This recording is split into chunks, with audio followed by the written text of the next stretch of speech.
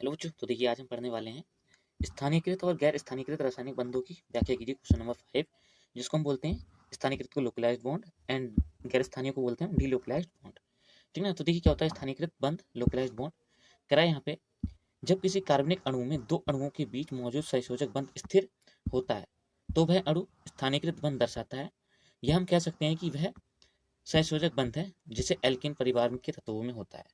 ठीक है ना। जैसे कि यहाँ पे CH4 है, ठीक है ना, C2H6 है, C3H8 है, CnH2n+2 है। तो ये क्या है, एल्केन का एक फॉर्मूला है। ठीक है ना, एल्केन का फॉर्मूला जिसके अकॉर्डिंग ये सारे एलिमेंट हमें प्राप्त होते हैं।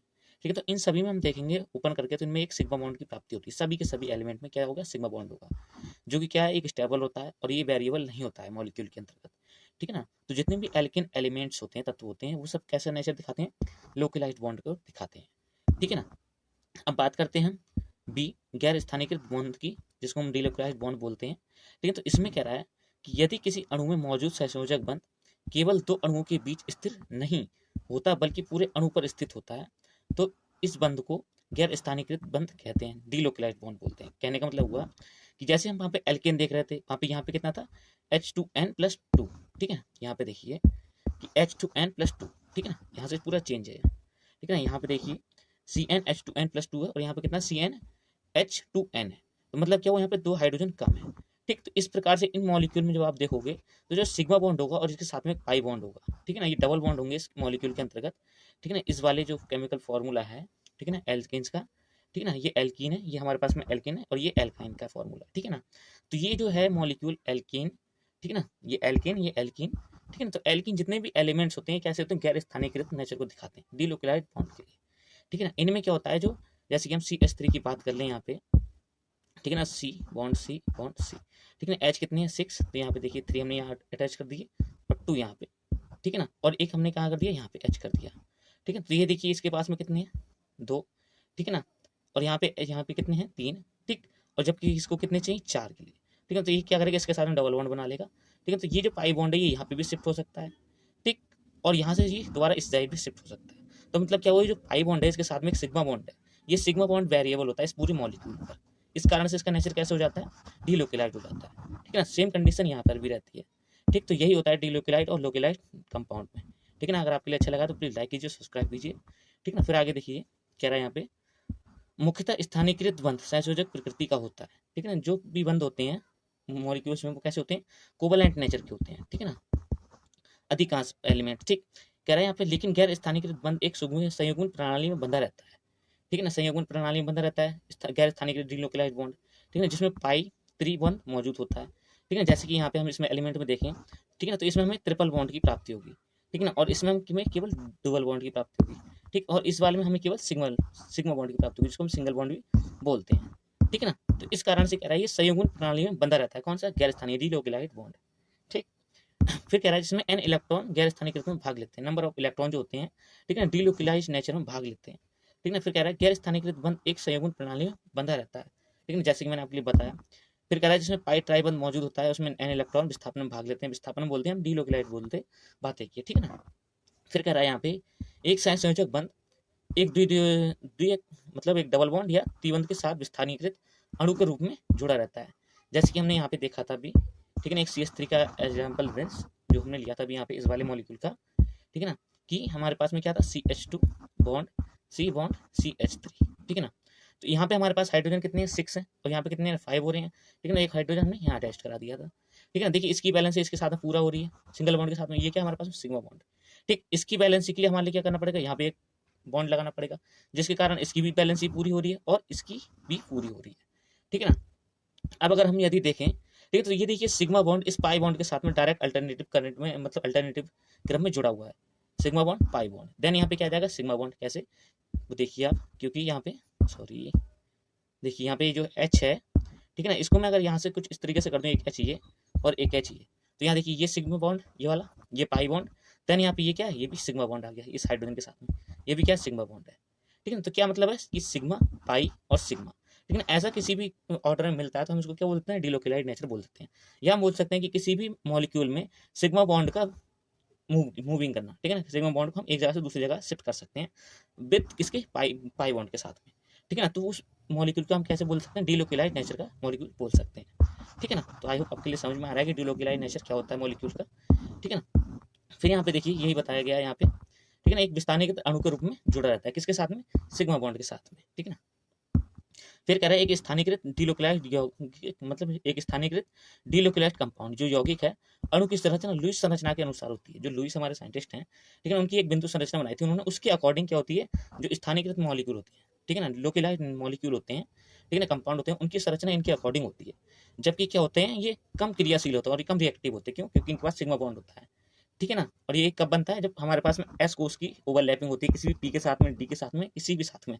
और एस कोष क्या होता है, नाभिक के सबसे पास होता है, इसलिए क्या होते हैं, कम क्रियाशील होते हैं, ठीक है ना। फिर आगे देखिए कह रहा है यहाँ पे कि लेकिन यदि यौगिक विस्थानित डिलोकलाइज्ड नेचर की या प्रकृति का है तो इसकी क्रियाशीलता बढ़ जाती है, क्यों, क्योंकि एस कोष नाभिक के सबसे पास है, उसके आउटर साइड पी, फिर आउटर साइड डी, फिर आउटर साइड एफ, ठीक है ना। यदि पी की ओवरलैपिंग डी के साथ में हो रही है या पी की ओवरलैपिंग किसी और मॉलिक्यूल के पी के साथ में हो रही है, तो कंपेयरिंग टू एस मॉलिक्यूल की अपेक्षा ये क्या है, अधिक रिएक्टिव है, ठीक है ना। इसकी स्टेबिलिटी क्या है, इससे अपेक्षा कम है।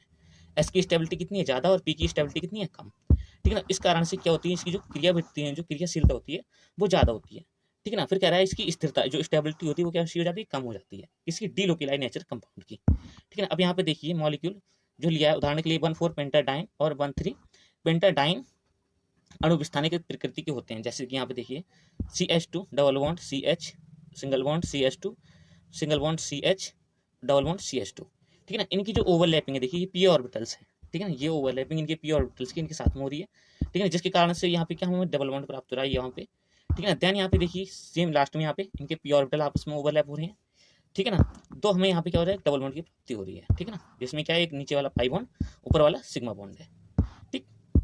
सेम यहीं पे देखिए इसके नीचे जो कि हमारे पास में उदाहरण है 1,4,3 ब्यूटेन का, ठीक है ना, ये वाला, ठीक। तो यहाँ पे देखिए CH2 CH और CH2, ठीक है ना। यहाँ पे देखिए पी ऑर्बिटल्स इसके क्या है, खाली हैं, इसके कार्बन के, इसके भी पी ऑर्बिटल्स क्या है, खाली हैं, ठीक। और इसके भी क्या है, पी ऑर्बिटल्स खाली हैं, दोनों के पी ऑर्बिटल आपस में ओवरलैपिंग करके क्या बनाएंगे, पाई बॉन्ड के लिए, ठीक है ना।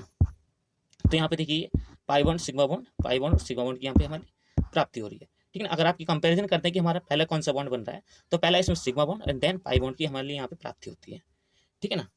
और किसी भी क्या कहते हैं डबल बॉन्ड के अंतर्गत एक सिग्मा बॉन्ड और एक पाई बॉन्ड अवश्य रहता है, ठीक है ना। बॉन्ड ब्रेकिंग के लिए सबसे पहले पाई बॉन्ड ब्रेक होता है, उसके बाद सिग्मा बॉन्ड, क्यों, क्योंकि सिग्मा बॉन्ड की एनर्जी ज़्यादा होती है, ठीक है ना। चलिए फिर आगे देखिए, फिर यहाँ पे कह रहा है बेंजीन में, यहाँ पे कह रहा है बेंजीन में त्रिपाई बंध वैकल्पिक बंध क्रम में जुड़कर विस्थानिक प्रकृति को दर्शाते हैं, ठीक है। अब देखिए बेंजीन ले लीजिए आप, बेंजीन को इस प्रकार से इसका फॉर्मूला होता है, स्ट्रक्चर होता है, ठीक है ना, 1 2 3, ठीक है। अब देखिए यहाँ से अगर मैं बॉन्ड यहाँ पे शिफ्ट कर दूँ, ये वाला बॉन्ड यहाँ और ये वाला बॉन्ड यहाँ, ठीक है ना, तो इसकी स्ट्रक्चर में कोई फर्क पड़ रहा है नहीं, केवल इसकी अनुनादी संरचना बननी है, तो इस कारण से इसका जो नेचर होगा वो भी कैसा हो जाएगा, डिलोकलाइज्ड नेचर का हो जाएगा, ठीक है ना। जैसे कि यहाँ पे देखिए स्ट्रक्चर है बकायदा, देखिए बेंजीन है, इसमें पाई बॉन्डिंग की शिफ्टिंग होती है, ठीक है ना। देखिए फर्स्ट स्टेप में हाइड्रोजन का जो बॉन्ड है वो कहाँ से कहाँ के लिए शिफ्ट हो रहा है, यहाँ के लिए, ठीक है ना। यहाँ इस प्रकार से हम देखते हैं, यहाँ से शिफ्ट हुआ इस जगह को, देन इस जगह से ये शिफ्ट हुआ इस जगह को, ठीक है ना, देन इस जगह से कहाँ से शिफ्ट हुआ यहाँ, ठीक, और यहाँ से शिफ्ट हो गया इस जगह को, एंड फाइनल स्ट्रक्चर हमारे लिए ये प्राप्त हो गया, ठीक है ना। ये सारे जो स्ट्रक्चर हैं ये,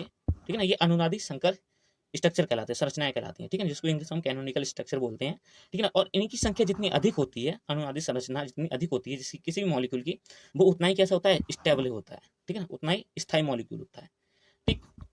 तो यहाँ पे कह रहा है कि और कुल वलय में 6 पाई इलेक्ट्रॉन होने के कारण विस्थानीकृत हो जाता है, मतलब कैसे हो जाता है, ये डिलोकलाइज्ड नेचर को दिखाने लगता है अपने, ठीक। फिर कह रहा है इसी कारण से बेंजीन, सॉरी कह रहा है इसी कारण से बेंजीन वलय में सिग्मा वन और पाई वन समान दूरी पर स्थित होते हैं, ठीक है ना। और इनकी जो बॉन्ड डिस्टेंस है, ये वाले बॉन्ड की, यहाँ पे देखिए डबल बॉन्ड, देन ये सिंगल बॉन्ड, देन ये डबल बॉन्ड, देन ये सिंगल बॉन्ड, देन ये डबल बॉन्ड, देन ये सिंगल बॉन्ड, ठीक है। तो इस प्रकार से ये पाई बॉन्ड और ये सिग्मा बॉन्ड, ठीक है ना, इनके बीच की जो डिस्टेंस है वो इन दोनों की अपेक्षा समान होगी, ठीक है ना, दोनों के बीच की डिस्टेंस होगी एकदम इक्वल रहेंगी, कोई भी डिफरेंस नहीं रहता है, ठीक है ना।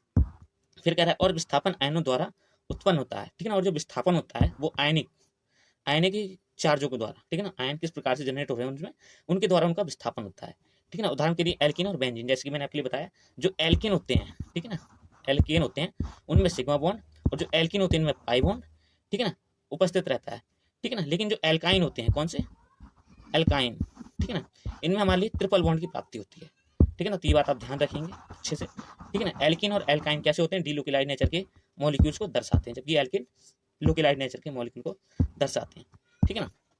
अब यहाँ पे देखिए कह रहा है विस्थानीय बंध की शर्त जो है शर्तें, ठीक है ना। कौन से विस्थानीय, जो हमारे पास क्या है डीलोकेलाइज्ड नेचर के मॉलिक्यूल, ठीक है ना, उनकी क्या शर्त है देखिए।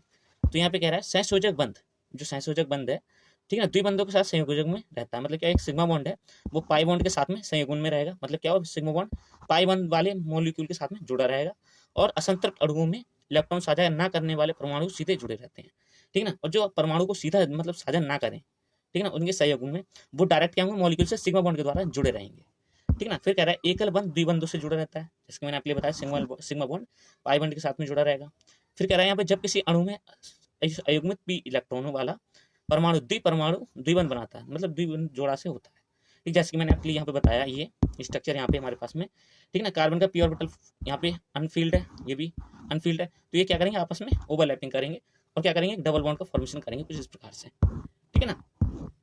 फिर देखिए कह रहा है यहाँ पे पी इलेक्ट्रॉन धनायन आवेश अणु होता है, लेकिन जो पी इलेक्ट्रॉन्स होते हैं पी ऑर्बिटल्स के, वो कैसे होते हैं, धन आवेश वाले होते हैं, ठीक है ना। फिर कह रहा है यहाँ पे कार्बन और हाइड्रोजन और कार्बन बंध कैसे होता है, संयुग्मन में होता है, ठीक। तो यही होता है हमारे पास में जो कंडीशन होती है, ठीक है, डीलोकेलाइजेशन की, ठीक है ना, स्थानीय, ठीक है ना।